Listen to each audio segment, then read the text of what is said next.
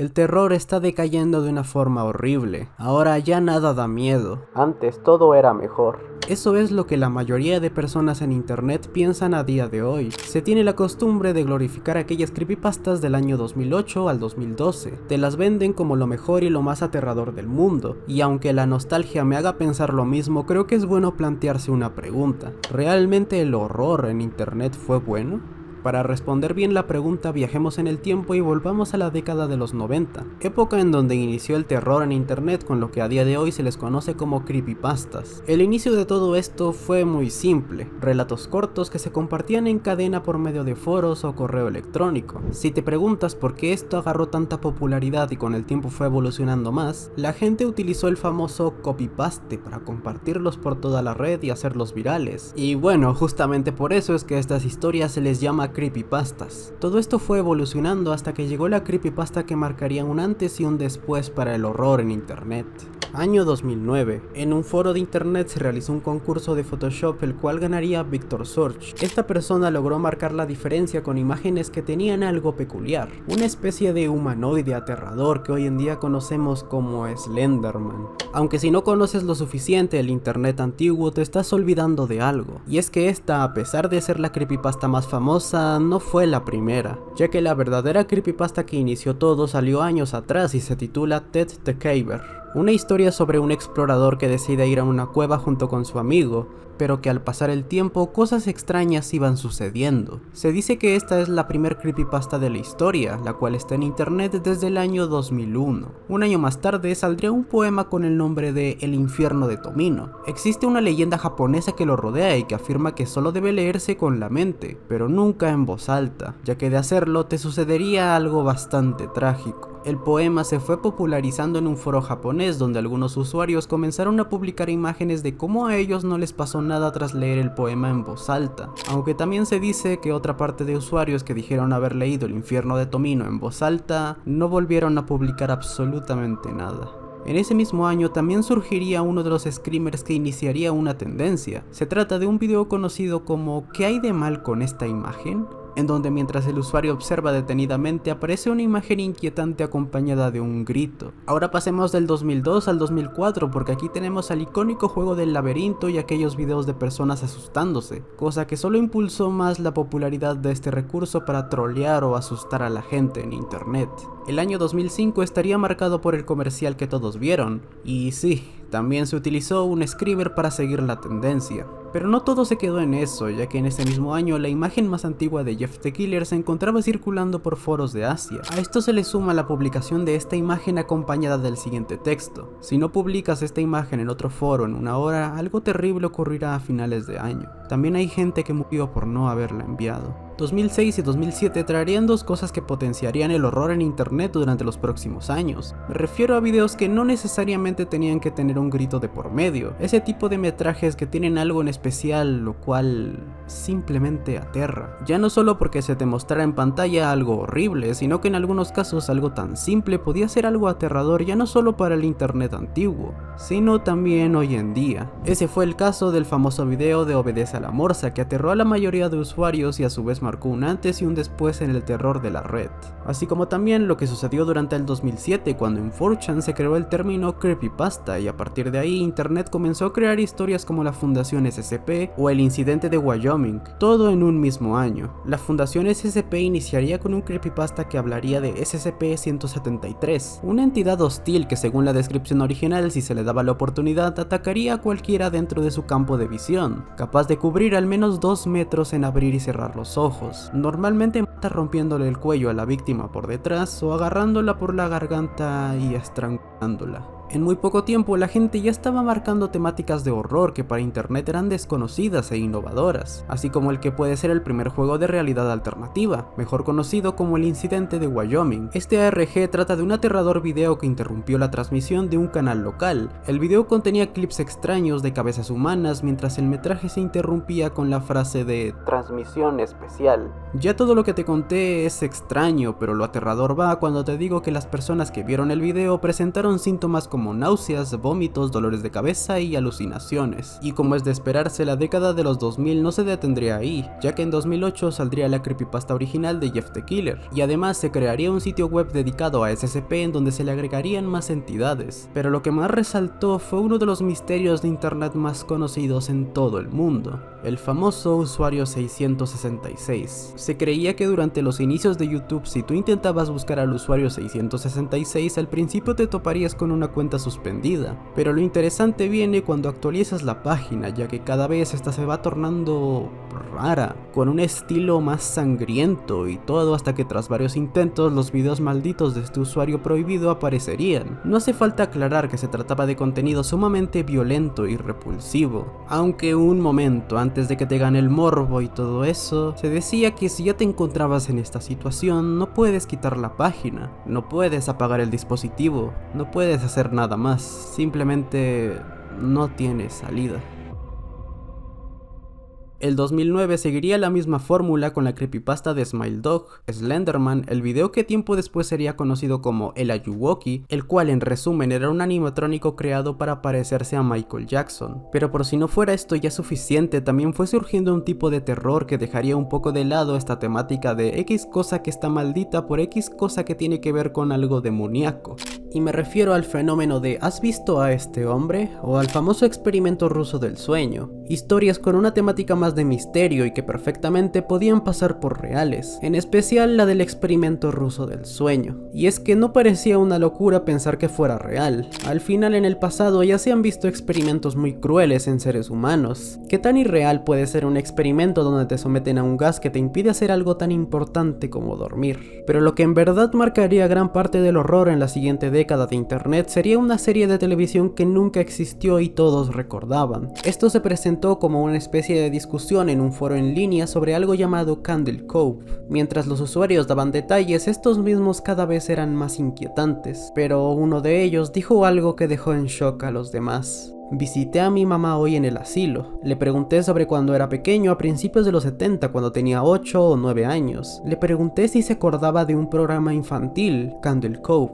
Ella se sorprendió que me acordara yo de eso, y le pregunté por qué. Y ella me dijo, porque se me hacía rarísimo que dijeras voy a ver Candle Cove, mamá, y luego ponías la televisión en un canal estático y vieras pura estática por 30 minutos. Tenías una enorme imaginación con tu programilla de piratas, hijo. Candle Cove fue el pionero de la tendencia que incluye a los episodios perdidos, como por ejemplo Suicidemouse.avi en 2009 o el suicidio de Calamardo en 2010. Ese mismo año internet vio el surgimiento de un mito que marcaría la época, y me refiero a la supuesta existencia de Herobrine. El streamer Copeland aparentemente había descubierto su existencia sin querer. El resto todos lo saben, el mito se desmintió, pero deténganse un momento a pensar cómo fue el impacto de Herobrine en aquel momento. Ahora mismo para mí es un tipo de horror que me encanta. No tienes que incluir cosas demoníacas o exageradas, cero clichés para la fecha y un juego en donde te encuentras solo, totalmente solo. Esto se explica con una sola palabra.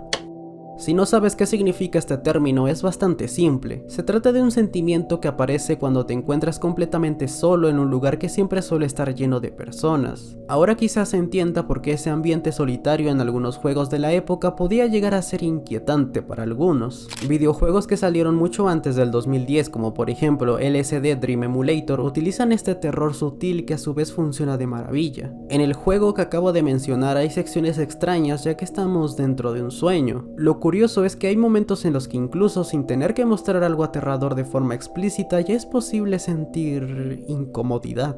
Este método se volvió a utilizar hace unos pocos años y funcionó muy bien, pero aún no llegamos ahí, nos hace falta analizar la siguiente década. 2011 traería clásicos como Bloody Mary o una nueva versión de la creepypasta de Jeff the Killer que no fue muy bien recibida, pero lo que más destacaría es Sonic.exe. Y para el colmo, Sonic.exe no es que sea la mejor creepypasta para iniciar la década, ya que a partir de ahí se comenzaron a crear historias muy similares que incluían el .exe para llamar más la atención.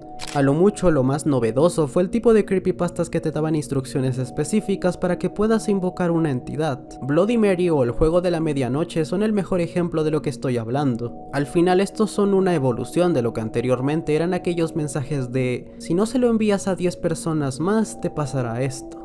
Algo que en su momento no recibió la atención que merecía fue la historia de la lámpara en ese mismo 2012. Y a ver, tampoco se sentía una caída, por lo que el terror fue llegando a más personas con la popularidad de YouTube y los videos de creepypastas o gameplays de terror. Pero aquí un problema. En una época en donde los juegos de terror empiezan a sentirse repetitivos, llega FNAF en 2014. La mecánica de juego era muy simple y muy efectiva. Simplemente eras un guardia de seguridad, tenías unas cámaras y unas puertas que cerrar. Pero a diferencia de lo que muchos creen, el miedo o el terror que esto pudo provocar en su momento no se encuentra en el grito, en la imagen que te puedes encontrar en pantalla. El miedo se encuentra en el propio suspenso, en el miedo a lo desconocido, en unos animatrónicos que no parecen ser aterradores pero tampoco amigables. Hasta ahora todo parece continuar bien, pero ahora hago una pausa para recordar una frase que se ha mencionado en más de una ocasión. Quiero que te quites de la mente lo que ha pasado con el juego en los últimos años. Ya sabes, los animatrónicos con un diseño más amigable, una película dirigida a un público más infantil y demás cosas. En su lugar sería mejor analizar los 4 primeros juegos de la saga y a su vez qué impacto tuvieron en internet. El primer juego tuvo tanto éxito ya que Scott entendió que era innecesario repetir la misma mecánica de los juegos de terror de la época, por lo que al ser algo innovador marcó la diferencia. Pero no solo eso, sino que el juego realmente da miedo. Este diseño está hecho a la perfección como para no ser algo infantil, pero tampoco como la típica criatura con 1000 dientes afilados y un rostro demasiado deforme. El segundo juego replicaba más de lo mismo, pero comete varios errores. Animatrónicos como Toy Bonnie, Toy Chica o Toy Freddy no dan esa misma incomodidad que en la anterior entrega. Entre más mires al monstruo, menos miedo da. El tercer juego tenía probablemente el mejor concepto para un juego de terror, una ambientación abandonada que da miedo y sobre todo, un animatrónico que en realidad es una persona atravesada por los springlocks del traje, y que por cierto tampoco tiene un diseño exagerado, algo perfecto para dar miedo, pero ya conocemos lo mal que salió esta entrega, así que pasemos al último juego de FNAF que realmente dio miedo. Hablo de FNAF 4, el juego que cambia todo lo visto anteriormente. Ahora eres un niño que intenta sobrevivir, tus únicos recursos son una lámpara y un par de puertas. En esta entrega tenías la obligación de jugar con el volumen al máximo ya que escuchar es lo más importante aquí,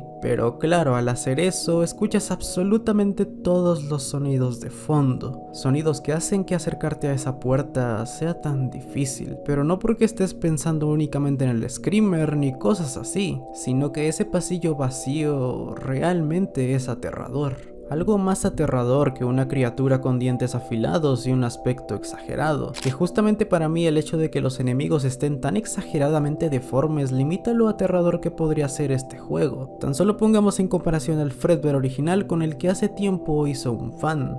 Ya de primeras te digo que este aspecto da mucho, pero mucho más miedo que el original. Explico cosas de este estilo ya que viéndolo así esto no es un juego para niños, o al menos en ese momento no lo era, pero aún así muchos de nosotros conocimos FNAF siendo uno de ellos. ¿Qué es lo que realmente pasó? ¿Acaso FNAF cambió tanto el terror o será que el problema se encuentra en otra cosa? Y es que es tonto pensar que un juego pueda arruinar todo cuando años atrás creepypastas como Sonic.exe ya estaban. Es más, la caída inició en la década del 2010 ya que gran parte de lo nuevo era más un reciclado de la década anterior. Y vaya que Sonic.exe es el ejemplo perfecto. La historia habla de un supuesto juego maldito. Espera, ¿dónde había visto yo eso antes? Desde los inicios de los 2000 tenemos el tipo de terror que involucra imágenes, textos o videos malditos. Esto con el tiempo se volvió repetitivo y debido a que internet no era lo que es hoy en día era más fácil sacar algo nuevo. Pero a día de hoy esto ha cambiado mucho. Internet es casi algo indispensable para todo el mundo. Cada vez hay menos ganas de innovar ya que la gente piensa si esto por más mediocre que sea funciona, ¿por qué atreverme a algo nuevo? Pero sobre todo durante este tiempo el terror fue teniendo un público mucho más amplio, lo normal cuando algo se vuelve viral, pero el limitante es que este no es un género para todo el público, y si modificas algo como el horror para que este sea apto para todos, se pierde la magia, se pierde la gracia de hacer algo de terror.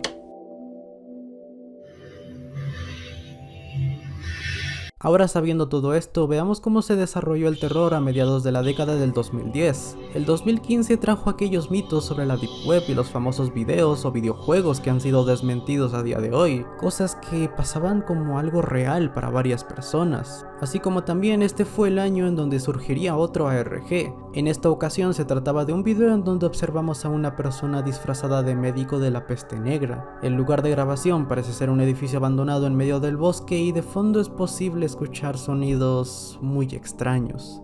Lastimosamente el año siguiente iniciarían tendencias como videos de payasos asustando gente o personas haciendo lo más absurdo del mundo pero incluyendo el hacerlo a las 3 de la mañana. En su lugar, 2017 no fue tan malo si tomamos en cuenta que salió Local 58, una de las primeras series de terror analógico, pero el 2018 decae con el supuesto número de WhatsApp maldito de Momo, aunque analizando bien esto es más un estilo de subgénero del terror, un terror más infantil. A estas alturas la década no estaba terminando de la mejor forma. Lo único rescatable del 2019 sería la creación de los famosos backrooms, utilizando conceptos antiguos que en aquel momento no llamaron tanto la atención, y me refiero a los espacios liminales y la kenopsia de la que ya te hablé. Ahora toca pasar a la década actual. Lo único rescatable aquí son los videos extraños que una cuenta de YouTube llamada Voicebird subió en 2020, y la creación del catálogo Mandela en 2021, la cual inspiraría un montón de series de terror analógico en los próximos años. Aunque bueno,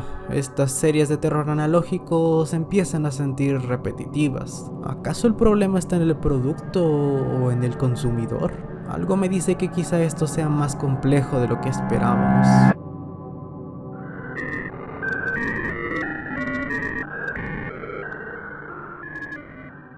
Si vemos qué era lo que daba miedo en internet hace tiempo, es fácil llegar a la conclusión de que hoy en día esto sería muy criticado. Cualquier historia sobre imágenes malditas se desmentiría muy rápido. La gente incluso lo tomaría como un meme de internet. Y si no me crees, tan solo miran lo que se está convirtiendo TikTok desde hace un tiempo.